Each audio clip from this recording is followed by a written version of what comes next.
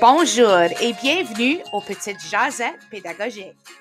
Pouvons-nous parler un petit peu de premier signe? Tu y as touché un petit peu tantôt, mais plus spécifiquement, quels signes sont observables à un jeune âge? Donc, on parle de 0 à 5.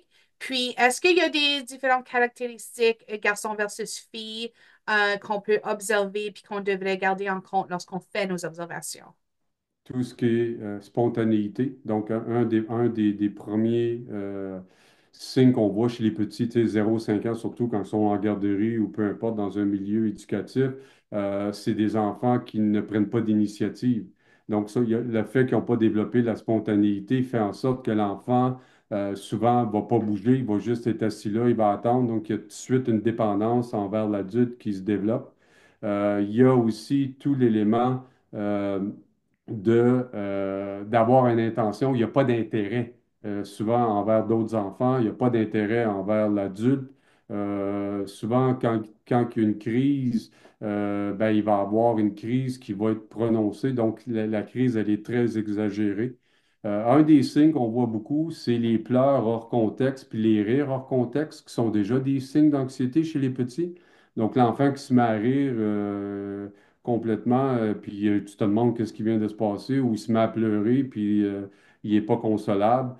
C'est des signes qui font. L'écololie, c'est hyper important aussi, Mélanie.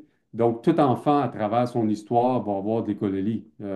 Mais quand c'est rendu l'écololie différée ou l'écololie qui est plus immédiate, c'est que l'enfant fait juste répéter ce qu'il voit, c'est des signes au niveau langagier qui est important. Quand l'enfant monte ou descend les marches, s'il y a alternance entre les pieds, des fois l'enfant autiste va tout le temps suivre le même modèle. Au niveau de la motricité fine, la motricité globale, euh, son incapacité, on appelle ça l'habilité attentionnelle, Mélanie. L'habilité attentionnelle chez l'autiste versus, par exemple, euh, la régulation attentionnelle chez l'enfant TDAH. L'habilité attentionnelle, c'est que l'enfant autiste, c'est il prend du temps à s'engager dans quelque chose. Et lorsqu'il s'engage, des fois, on n'est plus capable de le désengager. Et si Oui. on le coupe, il va avoir une crise. Donc, dès qu'il entame si l'adulte coupe pour le rediriger ou c'est le temps du dodo ou c'est le temps d'aller dehors et tout, et il n'a pas complété une séquence, il va avoir une crise. Tandis que l'enfant TDAH, quand on parle de régulation attentionnelle, c'est qu'il est capable, mais des fois il est fatigué, des fois il est anxieux, des fois. Et donc, c'est complètement deux différents. Donc, la capacité attentionnelle, c'est très important. Et surtout, propreté. Et s'il y en a qui souvent rendus même à 4 5 ans, il n'y a pas de propreté sont vraiment difficiles au niveau de l'alimentation et, euh, et aussi au niveau du cycle du sommeil. C'est des enfants que des fois, ils ne dorment pas la nuit et ils vont dormir du jour. Donc, le cycle du sommeil, c'est très compliqué et ça, il faut demander aux parents. Combien longtemps il dort, combien de temps ça lui prend à s'endormir et tout ça. Et après, mais c'est aussi l'enfant, s'il répond, il est capable de discriminer de l'information? Tu sais, des consignes simples, là. Oui. Viens, lève-toi et tout, souvent n'est pas en mesure de le faire. Donc, c'est des premiers signes qui sont des fois bien plus importants qu'avoir les critères diagnostiques parce que c'est ça qui empêche un enfant de se développer au même rythme. À la base, il faut absolument qu'on commence à être beaucoup plus avancé dans la réalité entre un enfant autiste qui s'auto-stimule et un enfant autiste qui essaie de s'autoréguler. Quand il Ah, essaie de s'auto-stimuler, c'est souvent l'enfant autiste qui, au niveau du développement, il y a un retard important. Et donc là, il va s'auto-stimuler, comme tu dis, avec les mains. Il va avoir des battements des mains, il va avoir le mouvement du corps, le balancement, il va faire du pacing, oui. marcher de long en large et tout. Et ça, c'est souvent non fonctionnel. C'est parce qu'il y a un temps mort, l'enfant ne sait pas quoi faire, ne sait pas, parce qu'on ne lui a pas enseigné encore de stratégie. Quand c'est Oui. un enfant qui utilise ces mêmes comportements-là pour s'autoréguler, c'est quand l'enfant fait face à une situation anxiogène ou une situation où il n'y a pas la stratégie, où il n'a pas compris. Et donc là, à partir de ce moment-là, l'enfant va faire de l'évitement ou il va faire de l'échappement, puis il va utiliser les mêmes traits. Et il faut cesser de tout le temps dire que, et ça, c'est l'erreur des professionnels, de tout le temps dire que les enfants autistes ont besoin de faire ça. S'il avait besoin de faire ça, ça ne serait pas un diagnostic. C'est tellement épuisant pour un enfant autiste de rester pris là-dedans que quand vient le temps de s'engager cognitivement dans un jeu, dans un dessin, dans un bricolage, plus de temps il passe dans les traits autistes, moins il peut s'engager cognitivement. Ça veut dire que la vraie leçon que tous les éducateurs et éducatrices doivent comprendre, la première chose qu'il faut faire quand on travaille avec un jeune enfant autiste, c'est de l'engager cognitivement. Ça veut dire que tu peux prendre les intérêts qu'il aime pour l'engager cognitivement. Tu ne prends pas ce qu'il aime pour juste lui permettre de s'auto-stimuler parce que quand il vient le temps de passer à l'engagement cognitif, il ne voudra pas le faire. Hmm. Donc, ça, c'est hyper important. Puis le monde se trompe encore aujourd'hui pour dire, ouais, ils ont besoin de ça.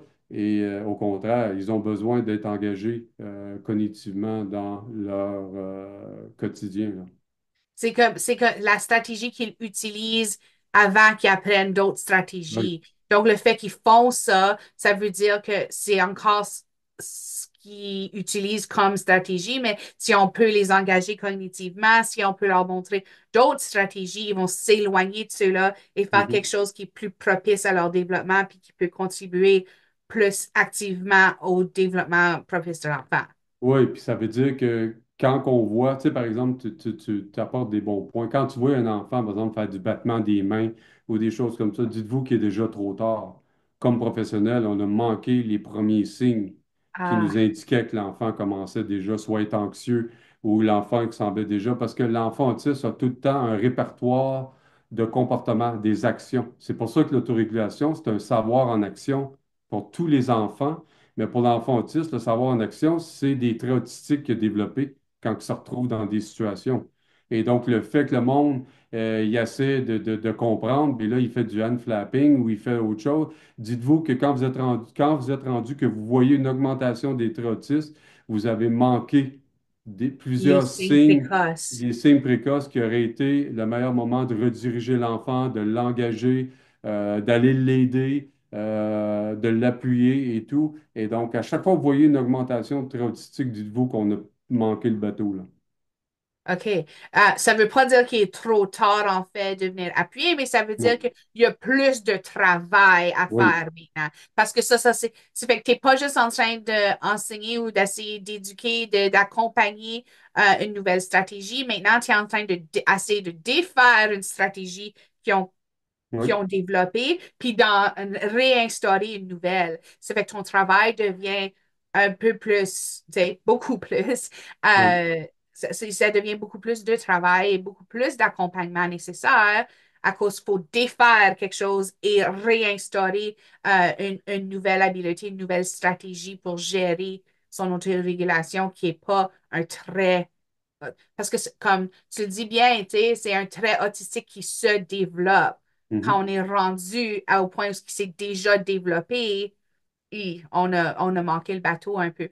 Donc, ce n'est vraiment pas, tu sais, ces choses-là, comme tu disais, tu sais, le mouvement des mains, etc., ce n'est pas des signes précoces. C'est des signes que, comme, ah, on a manqué le bateau, il y a des grosses étapes à prendre à ce point-là. Oui,